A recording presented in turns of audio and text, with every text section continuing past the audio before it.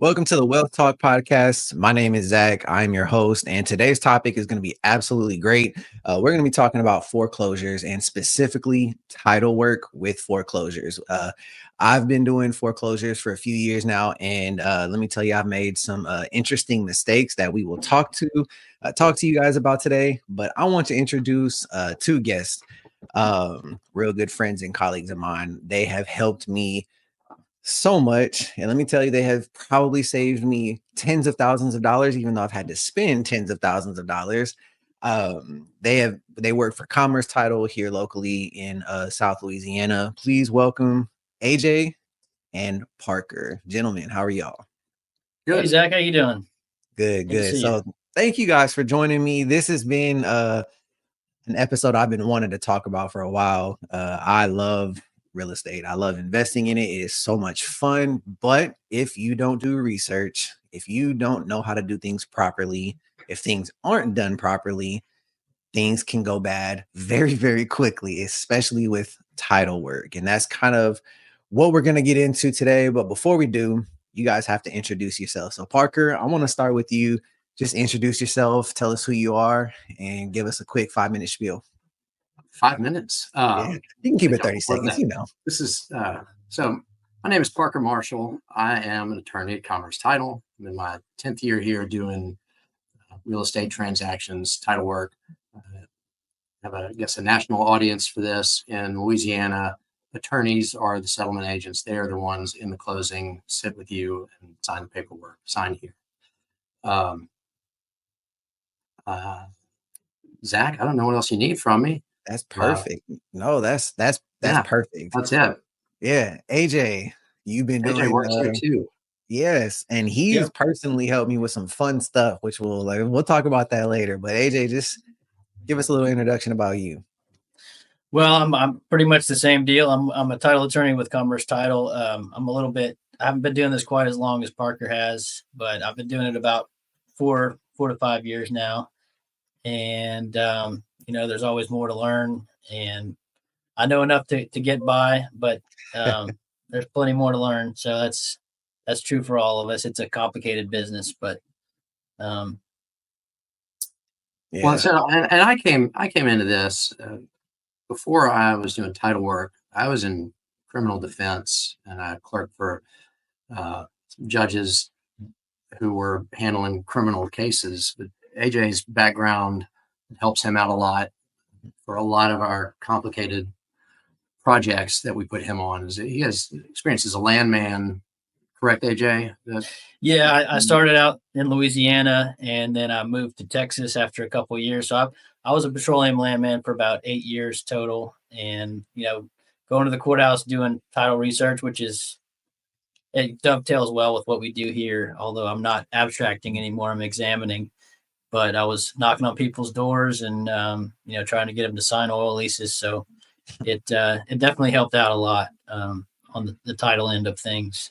But there's a lot more to being a title attorney than a landman. So that abstracting is when we typically send an abstractor. We send somebody to the courthouse, go through the public records, and see who bought this property, who sold this property, was it ever mortgaged, was that person sued, and is there a judgment against him? Did the IRS come and put a federal tax lien on this property at any point in time? All this stuff will really affects what we're talking about with foreclosures today, and affected you in particular, Zach, on your story that we'll get into, which prompted you to invite us here. And it makes me kind of oil and gas companies. Oh man, flashbacks. Yeah, a little bit. Yeah. I've seen the flashbacks of the checks I've had to write. That was great, But that's it. So that abstractive title is what we look at, and so that's instead of when I receive the title work to look at, I'm not looking at every single document that was recorded in, say, East Baton Rouge Parish over the past 30 years. I'm looking at the ones that are relevant to our property and the owners that were the owners of that property through time. And so that big document is narrowed down. We call that the abstract. And so a landman is someone who used to abstract the title and then make the calls. And that's just it's an oil and gas industry term, and I try to stay away from that. Try to pass that work on to AJ when it comes through. Gotcha. No, and that's actually kind of a lot of what you guys just mentioned is what we're going to be talking about today. Because I've seen even recently, Parker, we were working with Miss Fullwood on some stuff, and it gets very complicated. And I started hearing stuff. I was like, this is crazy. But the main thing that I really started noticing is how important it is to get, especially, I don't know, maybe it's everywhere, but here, a succession done properly, because that can ruin title work. That kind of something that happened to me. That was great. Successions and donations, all kinds of fun stuff. We're not There's done also some correct. mortgage fraud in your story. Yeah, that was great. So AJ, if you could just tell us how important it is when going to buy property. You go to auctions and foreclosures, clearly someone, whatever the reason was, someone didn't pay their mortgage. The Yep. house got seized. We go to the clerk of court out here, we bid, we buy, great. How important is it though to actually have a clear title on property before buying? Well, generally speaking, it's extremely important. Even if you're okay with taking on the risks of buying a piece of property that you don't know the title history of, whenever you go to sell that property, your buyer is going to want to know that that property is clear and there's no clouds on the title. So even for people who are sort of tolerant of a lot of risk, you're going to run into issues whenever you sell the property if you don't do the title work and make sure that title is clear. In particular, when we're talking about sheriff sales, we've got the government involved, and not to say anything bad about government employees, but they don't have any competition, so there's not a whole lot of impetus to streamline their process. A lot of the times they don't do things that they should be doing, and that can cause a lot of issues. And what the title work, we're here to just look at the title and make sure that there's no snakes waiting for you after you buy the property, because that can get quite expensive. Right. You mentioned successions, that can be a very costly thing, and it can be time consuming, particularly if they have less than a certain amount of or more than a certain amount of assets. You have to go full blown succession, hire a succession attorney, and that can be a lot of time and expense. Yeah. So I guess when we're go I ahead, should Mark. step in and note that by jurisdiction, those requirements are different. So in Louisiana, the heirs to someone who owns property, that person dies, those heirs are going to have to take some legal steps before they can sell that they might not have to take in other steps in other states. And AJ and I are both licensed to practice law in Louisiana and not in any other state, other jurisdiction. And even in Louisiana, what we say on this podcast is not intended to be taken as legal advice. And there's no attorney-client relationship between AJ and me and any listener out there. There might be some with Zach, whether we wanted to have that attorney-client relationship or not, or whether he wanted it or not. He stepped right into it. That's some great little, yeah. With that foreclosure process, though, the sheriff's sale should cancel all of those junior liens. It should take care of everything else that's out there, and just sometimes it doesn't. And that's really where. So what are some of those risks? I know you guys were talking about that, a lot of the risks and things that could or could not happen. In your guys' experience, what's some of the biggest risks that someone could take not doing any title work? Like sometimes I'll call you, Parker, and say, hey, is this property look just on the surface? Does it look okay? You're like, yeah, it looks fine. You may have some issues here and there, but okay. But what are some big issues that someone could run into that just please call a title attorney, run the abstract? Parker, what's your biggest, if you could just one or two things? But the biggest problem, and this is I don't know when you should tell your story, Zach, or not. The biggest problem is that you typically don't find a title problem until you go to sell. And so if you buy at that foreclosure and there is a problem, you don't have you're probably not going to go to the sheriff's sale, spend $100,000, turn around and sell that property for 120 without putting in a bunch of time and effort or money. You're going to come in, you're going to invest in it, spend money, fix it up. You're going to try to sell it for 150, and maybe you're 20 grand in at that point. That's a good return, right? Right. Um, uh, or maybe your margins end up tighter, and maybe it's now, okay, you spent 100 at the sale, you spent 20,000 making it nice and pretty, and you're really looking to only walk with 5 or 10,000 on your profit. That's still all right, but as soon as you find out, oh, there's a problem with the title that the sheriff didn't clear, the sheriff might have an obligation to take the property back, or someone else might be responsible for that, but they're not going to be responsible for that $20,000 you put into it. And that's Yeah. going to be on you. That's really the risk that you carry on it. And so that's Yeah, that was what we're having to look at. So when you call me before you buy something at foreclosure, the first thing I do is check the file. I check the suit. I want to see that the law firm handling the foreclosure is experienced and they know what they do when they're handling a foreclosure. If you were to call me and I were to just see AJ's name as a sole practitioner, I would say, Zach, I've never heard of this guy at least as a foreclosure attorney. Just move on to the next one and let me know, is this an incredible deal? And then let's talk further, right? You always have to balance your risk and what you have in it. And if this is just, you call me with a list of 5 properties up for auction in the next month, I might say, well, I don't like the look of this one. So just stay away from it unless it's going at a deal that you feel like you can't pass up. It really just stacks onto your risk, right? And your analysis, whether it's worth it. I'll look for that. I'll look to see, has the property owner been properly served so that they know that the home is being foreclosed on. If maybe it looks like it's a married couple, but I can only see that the sheriff has served notice on the husband and not the wife. I tell you to stay away from that. That it's really, really uncommon for a sheriff's sale to go through without everyone who needs that notice of the seizure and the sale being given that notice. But if that happens, you're out of luck. You're really lost. So I look for that sort of thing. I will look and see, are there any other, refer to junior creditors? Usually that first mortgage company is who is foreclosing. And, and that is you have a mortgage on your home. That's what we're talking about. But are there other creditors out there? Are there credit card companies that have sued? Is there someone who's maybe sued them for a tort, for like a car wreck or something like that? What is going on with how many people are trying to get a piece of that pie? And so maybe it's not as clean if a bunch of other people have money. The IRS, for example, doesn't. That's a big one.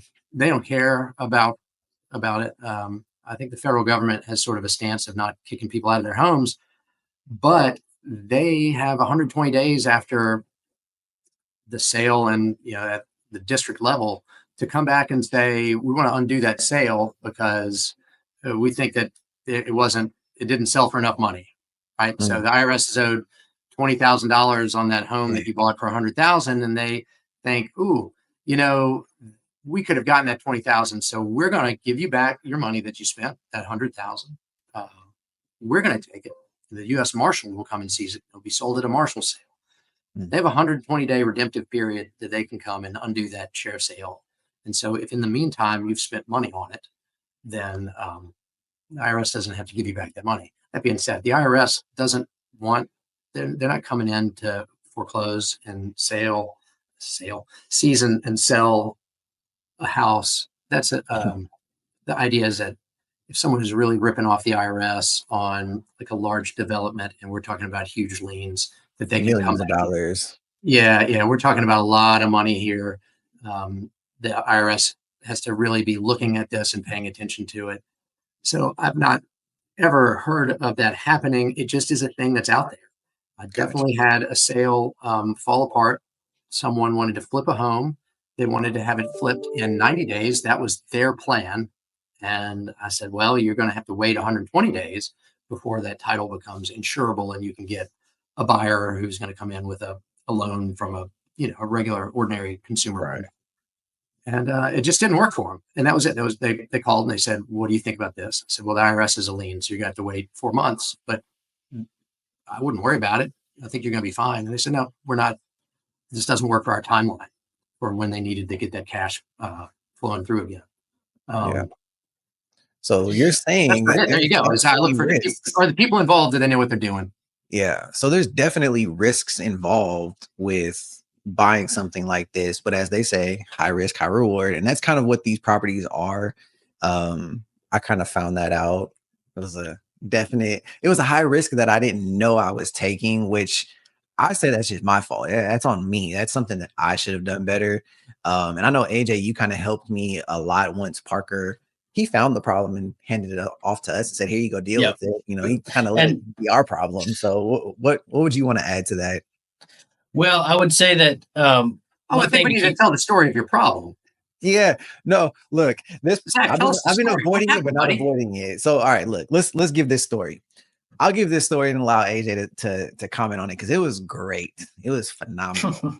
So I go to foreclosure auction, right? I purchased this property, great location. Thankfully, I got it really, really cheap. I think I paid like $90,000 for it. So it was really, really cheap. And it ended up getting appraised. I don't know if I told you guys, it got appraised for like 275, which is nuts. So I was thankful for that, had built-in equity. So it ended up not costing me anything in the end, but I bought it. And Parker calls me on a very great day. My mother was having surgery too, by the way, Parker. So that was just wonderful. I'm standing outside of the hospital on the phone, like trying to wait for a phone call from my mom and talking to you was great. And he basically tells me, "Yeah, you don't own 100% of this property." And I just, what? Like, what do you mean I don't own 100%? And I think from there, kind of elevated. AJ got involved. We did some research, and I Well, think they so ended up. so the guy, this man had at some point, and this was pre And there was a bunch of fraud 2008. going on too, so it was great. Yeah, fraud or mistake or whatever. Yeah. So before 2008, the whole housing crisis. Mhm. There were a lot of lenders a lot looser on how they gave out loans, and they would try to find they weren't hiring good title companies, and so when you borrow money, you sign a note. So I promise I'll pay this money back.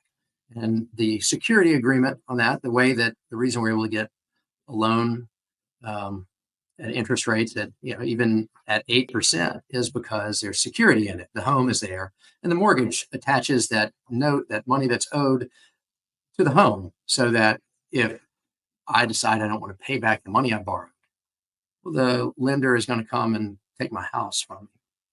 And they'll use that mortgage to get that done.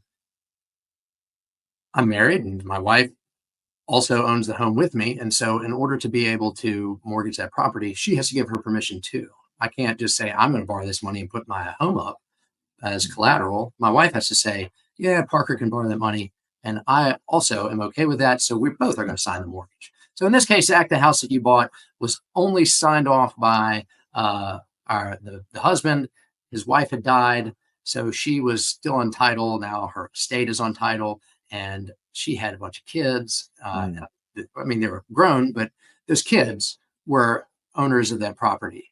And so, for whatever reason, the sheriff came through and they said that they were foreclosing on 75%. Well, first they did it the right way, and then, or they said they were foreclosing on the whole property. And then that sale was undone and went back to sheriff sale once or twice. And so, by Yeah. the time you came around, other people had already recognized this one was a dud.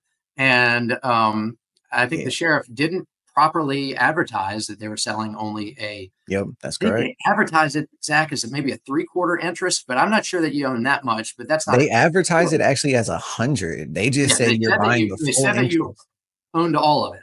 Yep, But then what they gave you on that deed was it said above, 75%. lot two of, Yeah. this new subdivision, it said, yeah, you own 75% of it.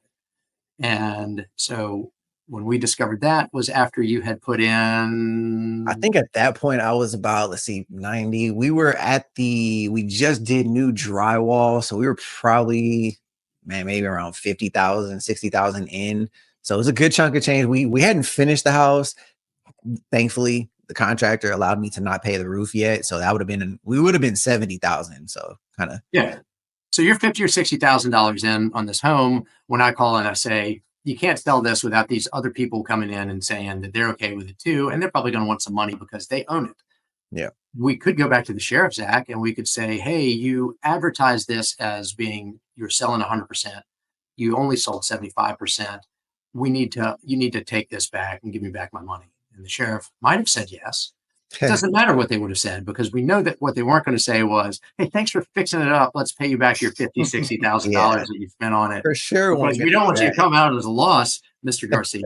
So that was your problem now. So now you own approximately 75% of this home. And then I told you that, and you said, "What am I going to AJ do?" even found out something worse about that too, didn't you, AJ? Like, because it was like 75%, but then it was like, oh wait, there's this other little thing, and it was like even less than that.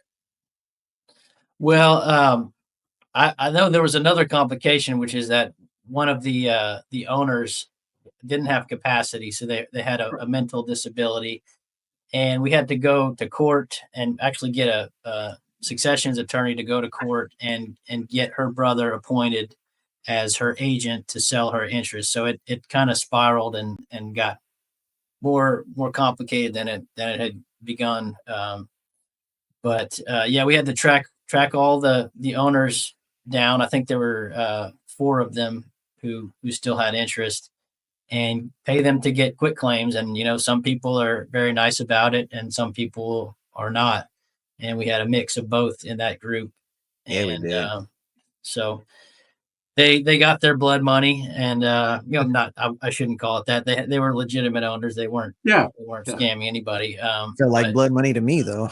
Yeah, well, they had a bad relationship. They weren't related to the husband. They were like his stepchildren. Yeah, and so they had their own family issues with whether he had kind of cut them out. And they knew that he had mortgaged that property that was their property by inheritance without permission, and so they'd had problems with it. Yeah.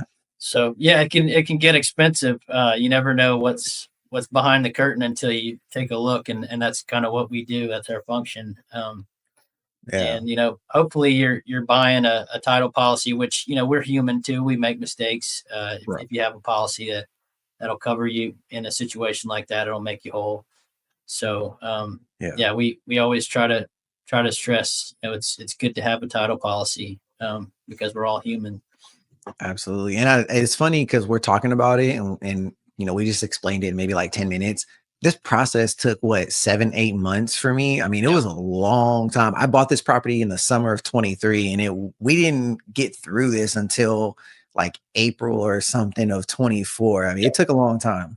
Yeah, and I know you invited us to a podcast to get out of paying AJ's bill, I think. I actually sent that in. Paid us for the record. Yeah, I paid that. Yeah. But what was I going to say? I hate when that happens. Well, on that one, there was about, again, I've never seen that, never heard of anyone else seeing that. You did have there was actual fraud where at some point that man had to say that he owned that property, 100%. Mm-hmm. It might have been an error. He might have been innocent, but or negligent rather than intentional. But that's the kind of thing that when you buy real estate through a title company, that title insurance policy is insuring you against loss because someone has signed as whether fraudulently or negligently as someone else as being the owner, or you don't get the insurance because the title attorney sees that there's a problem and says, you don't have enough people selling over here. You need to go get, there are other people that own this property. So you're not even going to get a chance to buy it. In this case, if it weren't through foreclosure and you were buying this from, someone who bought a foreclosure and you were going to do the flip, then I would have called you before and it would have been the seller's issue instead of yours. Gotcha. So let me ask you something. If someone goes to auction, right? Let's say I call you and you're like, yeah, on the surface, it looks good. I purchase it. I say, all right, I'm gonna call you. This is what I'm gonna start doing, by the way. I'm gonna call you and say, hey, look, I just bought this property. I'll pay for the full abstract. I want to know every detail about this property. You call me, you say, oh, yep, it's all good. You 100%, no problem. At that point, can someone get title insurance at that point? Or would it even be smart to do that? So you can, it costs a lot because it costs the same, but then what are you, it all rolls into your risk, Zach, of is this money that you want to spend now? That thing that happened to you was really fluky, but it was expensive. Yeah. A common thing that you will see from people when they go to flip is there's something called a simultaneous issue rate, where the title insurance for the owner is issued simultaneously with the title insurance for the lender, and the total price comes down than if you were to buy two policies separate. And so there are some investors who will buy and then they will go to kind of refinance the property to pull out that equity, whether that's after they've done improvements or not. And I have some investor clients who will buy the title insurance when they refinance it. And they want that insurance. But they don't want to pay it cash up front. They want to take it as part of the refinance process. They want that security.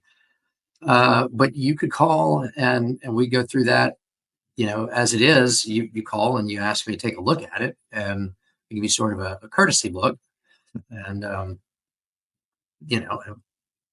we can always run that title for you again. You can pay for a legal opinion on how it is. We could just pull the abstract and run through it. You can pay for the cost of that, and you can decide, on your own. There's a lot of different options on that. It helps in your case that you have established a relationship with the title company.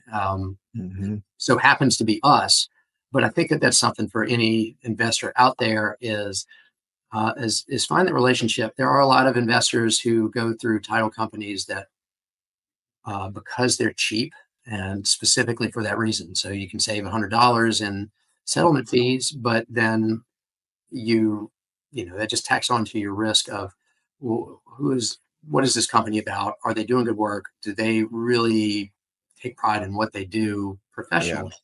So I would, being fairly risk averse, I would encourage anyone out there who's getting into this to and you can just ask around, find a title company that people respect for their work, and not just because they offer the best, flip packages. Simultaneous, the ones that are targeting wholesalers. And I'm not trying to knock the wholesaler I think that if it's above board and everybody knows what's going on, that's fine. But typically the companies that are trying to tempt you for cheap, there's a reason they're cheap. Yeah. Yep. You get what you pay for. Yeah. Yep. And once you form that relationship, you're likely to get better rates than somebody off the street, because we know that you're going to be bringing business in the future, and we're going to give you, we give attention to all our clients, but if it's a repeat customer, we're more likely to jump on it ASAP. And, like any business, your bigger clients get a little bit of special treatment. So that's another reason to have a relationship with one particular title company. Yeah, it's interesting. They're also familiar with where you're coming from. Yeah, it's super interesting that you guys are talking about this, because I literally just had a conversation with a good friend of mine who's a owner of an insurance agency out here. And he literally said the exact same thing, but with insurance agency. He's like, look, if you're going to be doing this, you're not expected as a real estate investor to know literally every detail about every aspect of real estate investing. Sure, someone like me, we need to focus on the numbers, but having friends and other colleagues that know about something that you have no clue about, like all this title stuff, I would have just been like, great, now what? But the relationship. I think that's what you were. That's one of my systems for working with you, Zach, is I called and I said, you stand to lose a lot of money unless you're going to go spend a lot of money to fix this problem. Yeah. And I could almost hear you grin through the phone and say, great, so what do I do? Yeah. And Had no clue what to do next, but having yeah, a relationship with you guys, and then I think that's when I kind of met AJ, kind of developed that relationship now, where it's like, okay, if I have a question, I am not going to just try to wing it. I mean, Google is great. I'm not going to go to Google. I'm calling one of you two because you guys know what you're talking about. And that's something that I try to preach over and over and over again. If you're going to be a real estate investor, don't try to do it on your own. You need to have a network of people that you can call that know what they're talking about. They've been doing this for some time. AJ's got the experience a lot in land. You've got your experience in title, but having just that community of people to talk to, like if I need lending advice, I'm not going to just Google it. I'm not going to call, a random friend, love my friends. I'm going to call a lender. I'm going to call someone who knows what they're talking about. And you guys know title. So that's why I've called you and spent money. Yeah, and we don't always know the answers. I know I certainly don't, but I have a Yeah. great team of people here, some of whom have been doing this for 40 years and more, that I can always go to, and I can go to Parker and see what his take is on an issue. And there are title companies out there. It's some of them. It's just one guy, and he might be very competent, but some of them are not so competent, and Yeah. so it's really a team effort, and that's one of the reasons I like working at this company is because I have so many resources, people I can go to when I'm not sure of an answer. Yeah. There's a quick plug for Commerce Title. If you're ever in Yeah. Baton Rouge area, call them. They're great. Either Parker or AJ. Don't tell them that Zach sent you though. Just say, hey, I heard of you guys.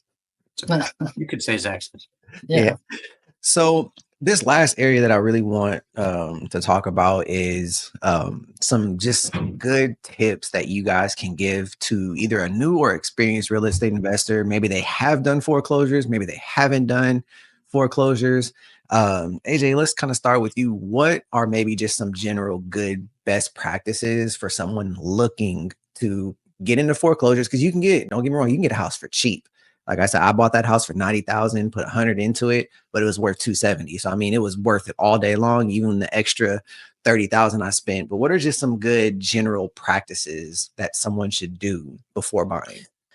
Well, I would say that the biggest takeaway, hopefully, from this conversation is that you need to get a title attorney to examine the title and do an abstract, pay for an abstract. It's not going to cost you an arm and a leg. I think usually it's around $300 for an abstract, and maybe a few hundred to examine the title.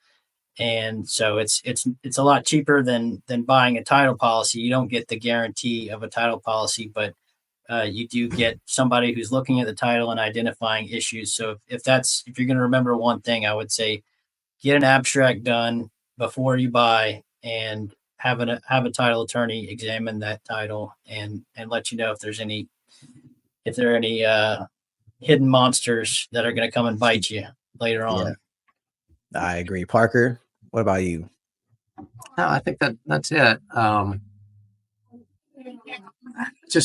I think all investments come with risk, right? That's the thing. Not only do we not give legal advice here, we're not giving you financial advice, but when you're trying to make the decision between do you take this money and put it in a savings account versus, investing it in Yeah. account that tracks the S&P, you're making that decision on how safe do I want this money to be. And when you're making a decision on whether you buy a house off that's on the market versus one that's in a foreclosure sale, you just got to decide how much am I going to make on this. And there's a little more risk with that sheriff sale. There's not going to be any warranty in there. And definitely. Just and on that, a little research first. Like I said, I mean, at the very least, we can make sure that a firm that knows what they're doing has handled it. You can't always trust the judge or the judge's law clerk to have signed off on everything that's right with foreclosure. I used to do that work, and I started off. I had a checklist that I went through, and that was, I was an attorney, but I was expected to just know that stuff. And I learned a lot doing it. But, if I had missed something there and the judge signed off on it, assuming I got it right, well, that could be undone. That could, some family member who wasn't given notice of the sale can come back and undo that. So I just would. That's my biggest thing. Keeps coming down to who's handling the foreclosure. Did they know what they're doing? And you can find that out without having to spend money. So at the very least, know, is this being handled by someone who knows what they're doing? And if it's not, then maybe let that one pass. Yeah. I think you mentioned unless it's a crazy good deal, like for sure it's gonna be worth 400,000 and you can buy it for 100. Sure, no problem. Because I don't mind spending 50,000 to clear that title if it takes that. No problem. But AJ, I think you were gonna mention some things too. Yeah, I was just gonna say when we're talking about sheriff sales in particular, there's added extra risk there, and something to keep in mind is that when these properties are foreclosed, the foreclosing attorney will get the clerk of court to run what's called a mortgage certificate, and they'll identify all of the inferior, junior liens on the property, but they don't do abstracts like we do abstracts at a title company. They're only running specific names. They're not running name variations.